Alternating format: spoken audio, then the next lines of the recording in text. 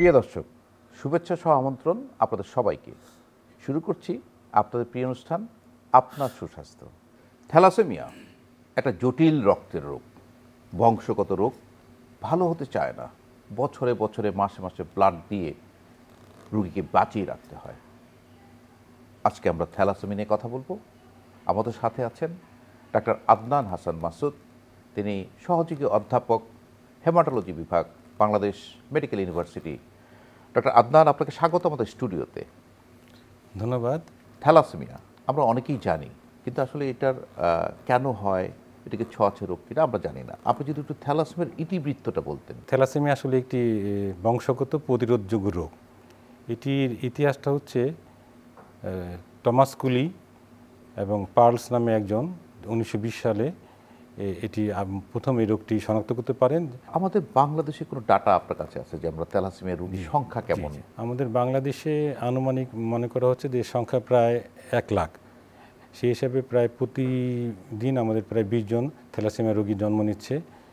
এবং আমাদের পরিসংখ্যান ব্যুরো এবং আরও কিছু সংস্থা মিলে একটি জরিপ করেছে যে এটি আমাদের বর্তমানে প্রায় 2024-এ যে একটা পরিসংখ্যান ব্যুরোর হিসাব অনুযায়ী আমাদের থ্যালাসেমিয়ার যে বাহক বলা হয় বা থ্যালাসেমিয়া ক্যারির, এটার পার্সেন্ট হচ্ছে 11.1%, 11.4%, 11.4%, মানে হচ্ছে প্রায় 10 জনে একজন থ্যালাসেমিয়ার বাহক। সেই হিসেবে যদি আমরা 18 কোটি জনগণের মধ্যে আমাদের থ্যালাসেমিয়া বাহকের সংখ্যা হবে আনুমানিক 2 কোটি মানুষ 2 কোটি মানুষ থ্যালাসেমিয়া ক্যারিয়ার বা বাহকের আক্রান্ত। এবং আমাদের যেটা আতঙ্কের বিষয় বা আশঙ্কের বিষয় হচ্ছে 2014-15-তে এই বাহকের সংখ্যা ছিল 6 থেকে 7%, কিন্তু 2024-এ বেড়ে দাঁড়িয়েছে 11.4%। এবং যেহেতু আমরা জানি যে বাহক আসলে কোনো লক্ষণ থাকে না এবং এটা কোনো সমস্যাও না, কিন্তু সমস্যা হয় তখনই যদি বাহকের সঙ্গে বাহকের বিয়ে হয়, তাহলে তাদের সন্তান থ্যালাসেমিয়া রোগে আক্রান্ত হতে পারে। আপনি বলেছেন যে থ্যালাসেমিয়া রোগী, থ্যালাসেমিয়া বাহক, আসলে কাদেরকে আপনার বাহক বলছেন আর কাদেরকে আপনার থ্যালাসেমিয়া রোগী বলছেন? যে থ্যালাসেমিয়ার যে জিন যেটা থাকে, যে বিটা জিন, সেটা থাকে 11 নম্বর ক্রোমোজোমে আর আলফা থাকে 16 নম্বর ক্রোমোজোমে। এই জেনেটিক সমস্যার কারণে আসলে থ্যালাসেমিয়ার হিমোগ্লোবিনের মিউটেশনের কারণে বা জেনেটিক কারণে থ্যালাসেমিয়া রোগটা হয়। এখানে 2টি করে জিন থাকে, যদি একটি জিন আক্রান্ত হয় তাহলে থ্যালাসেমিয়া মাইনর বা থ্যালাসেমিয়া বাহক বলছে। 2টি জিনই যদি আক্রান্ত হয় তাহলে আমরা থ্যালাসেমিয়া মেজর বলতেছি বা থ্যালাসেমিয়া বলছি আমরা। তো থ্যালাসেমিয়া ক্যারিয়ার, যেটা আগে বলেছি আমি, ক্যারিয়ারটা আসলে লক্ষণ থাকে না ম্যাক্সিমাম ক্ষেত্রেই। হিমোগ্লোবিন নর্মালি থাকে, কিন্তু তাদের অন্যান্য যে প্রাইমেরা থাকে সেগুলো কম থাকে। কিন্তু সমস্যা যেটা হচ্ছে বাহকের সঙ্গে বাহকের বিয়ে হলে। না, তাহলে আপনি বলছেন যে আসলে থ্যালাসেমিয়া একটা ডিজিজ কন্ডিশন, আর থ্যালাসেমিয়া ক্যারিয়ার তো আপনি বলেছেন সংখ্যাও অনেক বেশি আছে। রাইট। তো এই থ্যালাসেমিয়া ক্যারিয়ার একজন পুরুষ, থ্যালাসেমিয়া ক্যারিয়ার একজন মহিলাকে যদি বিবাহ বন্ধনে আবদ্ধ হন, তাহলে তাদের যে সন্তানাদি, তাদের ক্ষেত্রে থ্যালাসেমিয়া ডিজিজ হওয়ার থ্যালাসেমিয়া রোগীটা হবে। থ্যালাসেমিয়া বাহকটা এটা আসলে তার কোনো রোগ না, এটা শুধু তার বাহক, এবং বাহকের সঙ্গে বাহকের বিয়ে হলে থ্যালাসেমিয়ার রোগীর সন্তান জন্ম নিতে পারে। সেজন্য আমরা গুরুত্ব দিয়ে আসলে বাহক নির্ণয় করাটা। যে এই থ্যালাসেমিয়ার যে রোগীগুলো আছে তাদের আসলে সিমটমগুলো কি থাকে বা আমরা কিভাবে বুঝতে পারি তার থ্যালাসেমিয়া হয়েছে? থ্যালাসেমিয়া রোগীর সংখ্যা আসলে মানে রোগীদের প্রথম যে জন্মের পর থেকে 6 মাস 1 বছর থেকে বোঝা যায়। প্রথমে তারা ফ্যাকাশে থাকতে পারে রক্ত স্বল্পতার কারণে, যখন দুর্বলতা থাকবে তাদের। তারপর তাদের জন্ডিস হতে পারে যেহেতু রক্ত ভেঙে যায়। তারপর ঘন ঘন তাদের বিভিন্ন ইনফেকশন হতে পারে, বিভিন্ন রোগ সংক্রমণ হতে পারে। তাদের যে ওজন, স্বাভাবিক ওজন, সেটি ব্যাহত হয় এবং শিশুর ওজন দেখা ঠিকমতো বৃদ্ধি পাচ্ছে না এবং তাদের খিটখিটে মেজাজ থাকে। এবং তাদের আরও কিছু থাকে, বড় লক্ষণ থাকে, তাদের পেটে চাকা থাকে, যেটাকে বলে, মানে রোগীরা আসে স্প্লিনোমেগালি হয়, স্প্লিনটা বড় হয়ে যায়, অনেকে লিভারও বড় হয়ে যায়। এই সমস্যাগুলো লক্ষণগুলো থাকলে আমরা মোটামুটি ধরে নিতে পারি যে এটা সাধারণত থ্যালাসেমিয়া রোগী। যেহেতু রক্ত ভেঙে যাচ্ছে, এটিকে পূরণ করার জন্য তাদেরকে বলে এক্সট্রা মিডুলার হিমোপোয়েসিস, সেটা স্প্লিন বড় হয়ে যায় কারণে। এছাড়া বোন মেরো ছাড়াও অন্যান্য যে সকল বোনসের পার্টে, সেখানেও তাদেরকে এটাকে কম্পেনসেট হিসেবে রক্ত তৈরি করতে, যেগুলো বোনসগুলো বড় হয়ে যায়, এটাকে বলে ফ্রন্টাল বোজিং বলে, থ্যালাসেমিক ফেসেস বলে। হ্যাঁ, তাদের নাকের যে বোনসগুলো হয় এগুলো বসে যায়, মাথার যে বোনসগুলো এগুলো প্রমিনেন্ট হয়ে যায়, এটা থ্যালাসেমিক ফেসেস বলে। এগুলো দেখে আমরা বুঝতে পারি আসলে এটা থ্যালাসেমিয়ার রোগে আক্রান্ত। আপনারা কোন পরীক্ষার মাধ্যমে থ্যালাসেমিয়া রোগটা নির্ণয় করেন? 2 ধাপে এটা স্ক্রিনিং করি। প্রথমে সিবিসি করি, খুব সহজ পরীক্ষা। সিবিসিতে যদি দেখি আমরা তার হিমোগ্লোবিন কম অথবা হিমোগ্লোবিন যদি নর্মালও থাকে, তার আমরা আরও কয়েকটা প্যারামিটার আছে এমসিবি, ওরা যদি আমরা এখন কাট অফ ভ্যালু আছে 80-র নিচে, সেটা যদি দেখি তাহলে আমরা তো ধারণা করতে পারি যে এটা হয়তো থ্যালাসেমিয়ার বাহক অথবা থ্যালাসেমিয়ার রোগী। তখন আমরা তাকে কনফার্ম করার জন্য হিমোগ্লোবিন ইলেকট্রোফোরেসিস টেস্ট করি, যেটা হচ্ছে মাধ্যমে আমরা কনফার্ম করতে পারি সেটা থ্যালাসেমিয়া কেরিয়ার নাকি থ্যালাসেমিয়া ডিজিজ। আসলে এটা ট্রিটমেন্ট অপশনগুলো কি কি, আমরা আসলে কি ট্রিটমেন্ট, আর থ্যালাসেমিয়া ভালো হয় কিনা? থ্যালাসেমিয়া আগেই বলছি এটা প্রতিরোধযোগ্য রোগ। এটার আসলে মূল চিকিৎসা হচ্ছে নিয়মিত রক্ত পরিসঞ্চালন, 1 নাম্বার। কিন্তু নিয়মিত সঞ্চালন করতে গিয়ে অনেক সময় দেখা যায় যে তার শরীরের বিভিন্ন অঙ্গে আয়রন জমে গেছে, বিশেষ করে হার্টে, লিভারে বা এন্ডোক্রাইন গ্ল্যান্ডে। এগুলো জমার কারণে কী হয়, তার ডায়াবেটিস হতে পারে, তার যে জীবনের স্বাভাবিক যে বৃদ্ধি এটা ব্যাহত হয় এবং তার কার্ডিয়াক ফাংশন সমস্যা দেখা যায়, যেহেতু কার্ডিয়াকেও আপনার আয়রন জমা হয়, তার লিভারেও আয়রন জমে লিভারের অন্যান্য ডিসফাংশন তৈরি করে। আর সবচেয়ে আরেকটি বিষয় হচ্ছে যে থ্যালাসেমিয়া আক্রান্ত রোগীদের ক্ষেত্রে হিমাটোলজিক্যাল ম্যালিগনেন্সি আর অন্যান্য ম্যালিগনেন্সি মানে ক্যান্সার যেটা বলে এটার হওয়ার সম্ভাবনা বেশি থাকে, যেহেতু বিভিন্ন অঙ্গে আয়রন জমে আর বিভিন্ন ধরনের অর্গানের সমস্যা হয়, মানে অর্গান ড্যামেজ হওয়ার একটা ঝুঁকি থাকে। ক্যান্সারের সম্ভাবনা তাদের বেশি থাকে আর কি। নিয়মিত রক্ত পরিশোধনের ফলে তাদের আবার আয়রনের ওভারলোড হয়ে যায়, সেটাকে আবার চিকিৎসার জন্য আবার আয়রন চিলেটিং এজেন্ট দেওয়া হয়। আয়রন চিলেশনের মাধ্যমে এটা নিয়মিত আসলে যে আয়রন জমেছে এগুলোকে পরিষ্কার করার ব্যবস্থা করা হয়। আরেকটি চিকিৎসা আছে, সেটি হচ্ছে যে যেটাকে বোন ম্যারো ট্রান্সপ্লান্ট বলে। সেটি আসলে অত্যন্ত জটিল এবং আর্থিকভাবে ব্যয়বহুল। আমাদের দেশের যে প্রেক্ষাপট, ম্যাক্সিমাম রোগী এটি আসলে পারে না। এবং সবচেয়ে আরেকটা বড় সমস্যা হচ্ছে আসলে ম্যাচিং যে বোন ম্যারো এটা পাওয়া যায় না আসলে, খুব মানে এটা বেশ জটিল আর কি। সব কিছু মিলিয়ে আসলে থ্যালাসেমিয়া চিকিৎসার জন্য প্রতিরোধটা হচ্ছে সবচেয়ে বেস্ট ওয়ে, যেটাকে বলে প্রিভেনশন ইজ বেটার দেন কিউর। এটা প্রতিরোধযোগ্য রোগ, জি। আমরা কিভাবে প্রতিরোধ করতে পারি? এটার প্রতিরোধ মেইন উপায় হচ্ছে গিয়ে থ্যালাসেমিয়া কেরিয়ার বাহক নির্ণয় করা। কারণ বাহক কোনো রোগ না এবং এটার কোনো লক্ষণও থাকে না, বা সমস্যা হয় যখনই বাহকের সঙ্গে বাহকের বিয়ে হয় এবং তাদের এই বিয়ের ফলে তাদের যে সন্তান হয় সে থ্যালাসেমিয়া রোগে আক্রান্ত হতে পারে। এবং আমরা সবসময় গুরুত্ব দিই যে বাহক স্ক্রিনিং করা, এবং এটি কোনো তথ্যগত কথা না, এটি বিভিন্ন দেশের উদাহরণ আছে, যেমন সাইপ্রাস, গ্রিস, ইরান, কম্বোডিয়া। তারা শুধুমাত্র যে বাহকের সঙ্গে বাহক বিয়ে এটা বিভিন্নভাবে আইন করে বা সচেতন মাধ্যমে পদক্ষেপ নিয়ে তারা থ্যালাসেমিয়া রোগী আক্রান্তের সংখ্যা অনেকখানি কমিয়ে এনেছে। আমরা মনে করি যে আমাদের দেশে আসলে থ্যালাসেমিয়া রোগী একেবারে শূন্য হয়ে যাবে আমরা আশা করি না, বাট আমরা যদি আসলে বাহকের সঙ্গে বাহকের বিয়েটা যদি বন্ধ করতে পারি, তার আগে যদি বাহকের স্ক্রিনিং করে আমরা সচেতনতা তৈরি করতে পারি, তাহলে এটা আমরা থ্যালাসেমিয়া রোগী আক্রান্তের সংখ্যা অনেকখানি কমিয়ে আনতে পারবো। এই কেরিয়ার যে দুজন বিবাহ বন্ধুরা তাদের সবগুলো সন্তানই কি থ্যালাসেমিয়া রোগে আক্রান্ত হবে কিনা?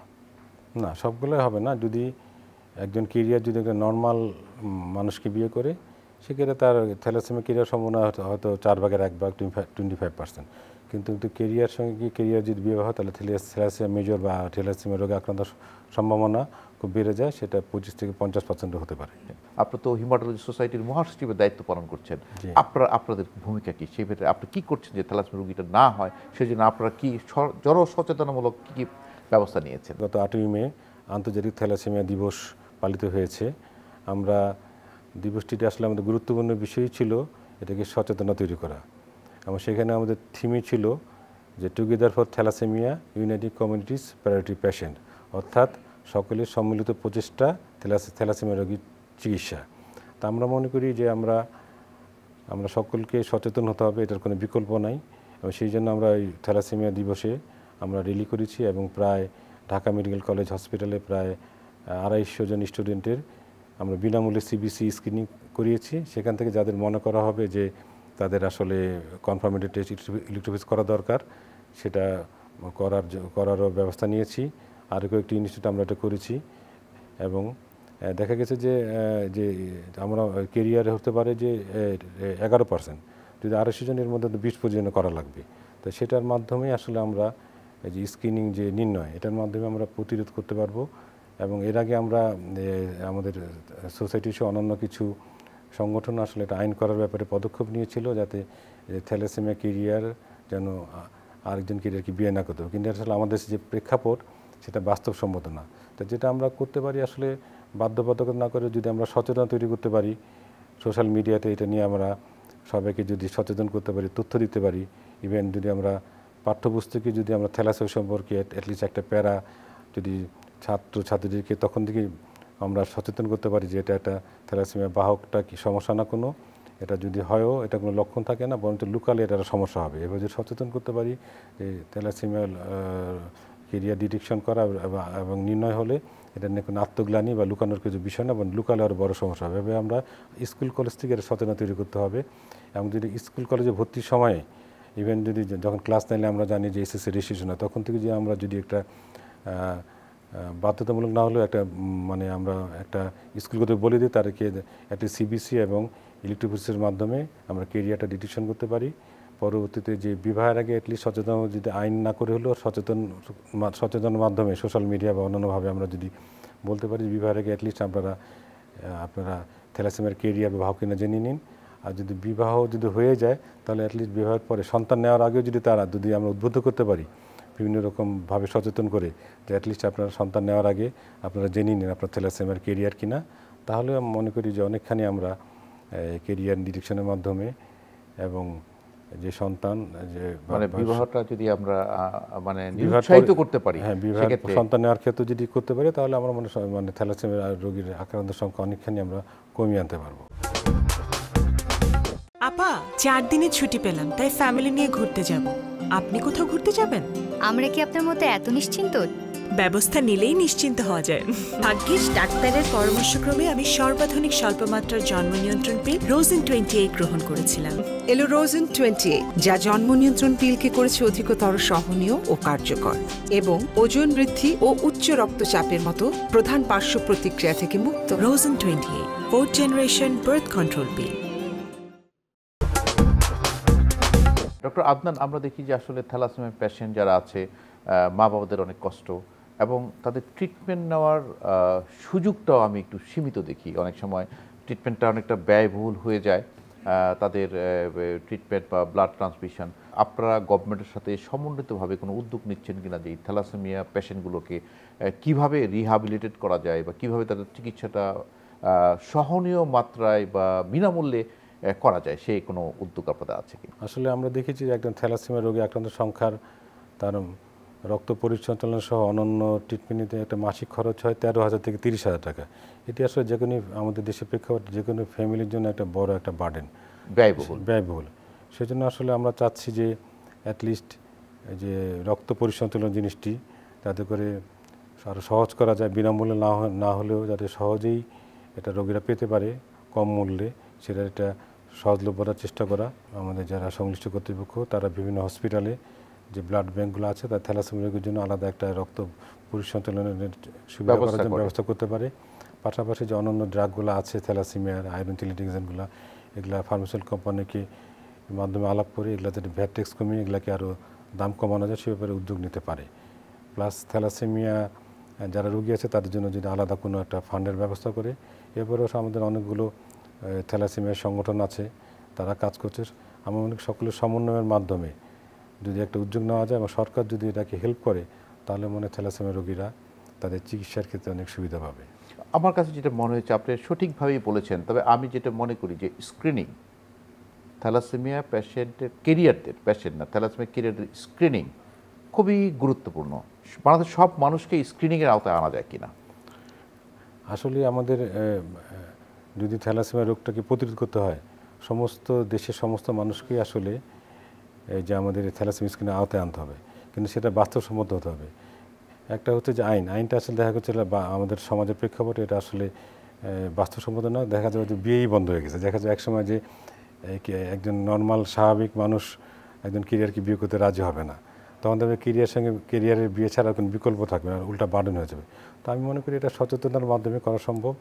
কারণ এনআইডি করা নিয়ে দুটো, একটা হচ্ছে এটা রোগীর প্রাইভেসি, মানে একটা মানুষের প্রাইভেসির ব্যাপার আছে, আর 2 নম্বর আছে এটা একটা ব্যয়বহুল ব্যাপার। আসলে তো সব কিছু মিলে আসলে সচেতনতার বিকল্প নেই। সচেতনতার কোনো বিকল্প নেই। আর যিনি কাজী আছেন, যিনি বিয়ে পড়ান, উনি যদি একটা ফর্ম হিমোগ্লোবিনের করে আসেন এটা লাগবে বিয়ে পড়াতে, তাহলে তো সে ওইখানে এটা ডিটেক্ট করতে পারছেন না। এমন না যেটা আইন যে করতে পারবে না, কিন্তু তারা জেনে শুনে যে থ্যালাসেমিয়া রুগী হবে, আমরা থ্যালাসেমিয়া কেরিয়ার, আমরা বিয়ে করবো, সেটা হলো ভিন্ন ইস্যু। কিন্তু যারা সচেতন তারা তো নিশ্চয়ই এটা বলে না মিউচুয়াল ব্রেকআপ একটা কথা বলে না, সেভাবে কিন্তু তারা দূরে সরে যেতে পারে। সেটা কিন্তু তাদের ভবিষ্যৎ বংশধরদের জন্য থ্যালাসেমিয়া রুগীদের রোগ প্রিভেন্ট করার জন্য একটা অন্যতম উপায় হবে বলে আমি মনে করি। থ্যালাসেমিয়া কেরিয়ার ডিটেকশনের বিকল্প নেই থ্যালাসেমিয়া রোগ কমানোর জন্য। এখন পদক্ষেপ নিয়ে আমাদের দেশের প্রেক্ষাপটে যেটা মানে এটা নিয়ে আসলে আমাদের এখন কনসার্ন বা এটা নিয়ে আমাদের আসলে কীভাবে করা যায় আর কি, সেটা নিয়ে করা যেতে পারে যে ঠিক আছে আমাদের যেহেতু বিবাহের ব্যাপারটা খুব সেন্সিটিভ ব্যাপার, বা কাজী সাহেবকে বললেন সেটাও একটা সেন্সিটিভ ব্যাপার, বিয়ের ব্যাপার আছে, অনেকেই এটা অ্যাকসেপ্ট করবে না। আমরা যেটা করতে পারি বিকল্প হিসাবে অ্যাটলিস্ট আমরা যে স্কুল কলেজে তার রেজিস্ট্রেশনের সময় যদি বললাম যে এই টেস্টটা করতে হবে এবং খরচটা যদি কর্তৃপক্ষ বেশিও হবে না, সিবিসি সহ ইলেকট্রিক টেস্ট করতে 600-700 টাকা লাগে, সেটা কর্তৃপক্ষ বা সরকার থেকে যেটা ফান্ড দেওয়া হয় স্কুল কলেজ থেকে শুরু করি, তাহলে এটা বিবাহের উপরে এফেক্ট পড়বে না। পাশাপাশি একটা জিনিস আমি খুব গুরুত্ব দিচ্ছি যে থ্যালাসেমিয়ার কেরিয়ার বা থ্যালাসেমিয়ার বাহক এটি কোনো রোগ নয়, এটির কোনো লক্ষণ থাকে না, এটি সমাজের জন্য কোনো সমস্যা না, এবং এটি যদি ডিটেকশন হয় কারো এটা নিয়ে কোনো আত্মগ্লানি বা এটা লুকানোর কোনো বিষয় না। এটাকে আমাদের খুব ভালোভাবে ইস্টাবলিশ করতে হবে। এটা স্কুল পর্যায় থেকে শুরু করতে হবে, স্কুল এবং কলেজ পর্যায় থেকে ইস্টাবলিশ করতে হবে যে এটা যদি কেরিয়ার হয় থ্যালাসেমিয়ার কেরিয়ার, এটা নিয়ে কোনো মানে লুকানোর কিছু বিষয় না, বা এটা কোনো সামাজিক সমস্যা না, এটা কোনো রোগও না। কিন্তু সমস্যা হবে তখনই যখন সে যদি গোপন রেখে আরেকজন বাহককে বিয়ে করে, সেটা সমাজের জন্য একটা বার্ডেন হবে, অনেকগুলো থ্যালাসেমিয়া রোগী জন্ম দেবে। সো আমাদের ওই দিকে আসলে বেশি গুরুত্ব দিতে হবে, সচেতনতার দিকে, এবং সবাইকে উদ্বুদ্ধ করতে হবে সোশ্যাল মিডিয়া প্লাস পাঠ্যবইয়ের মাধ্যমে যে থ্যালাসেমিয়া কেরিয়ার এটা আসলে ডিটেকশন হওয়াটা খারাপ কিছু না, এটা লজ্জার কিছু নাই, এটা নিয়ে অপরাধ বোধে ভোগার কিছু নাই, এটা সামাজিকভাবে হেয় হওয়ার কিছু নাই। বরং সে যদি গোপন রাখে সেটা সামাজিকভাবে সে একটা বড় ধরনের সমস্যা তৈরি করলো, থ্যালাসেমিয়া রোগীর জন্ম দিল। পাশাপাশি সম্ভবে কিছু কিছু বাধ্যবাধকতা করা যেতে পারে, সেটা বিবাহভাবে না জুড়ে আমরা স্কুল কলেজে ক্লাস 9-এ বা 10-এ রেজিস্ট্রেশন করার সময় দিলাম যে ব্লাড গ্রুপের সঙ্গে হিমোগ্লোবিন ইলেকট্রোফিলিস টেস্টটা করা লাগবে।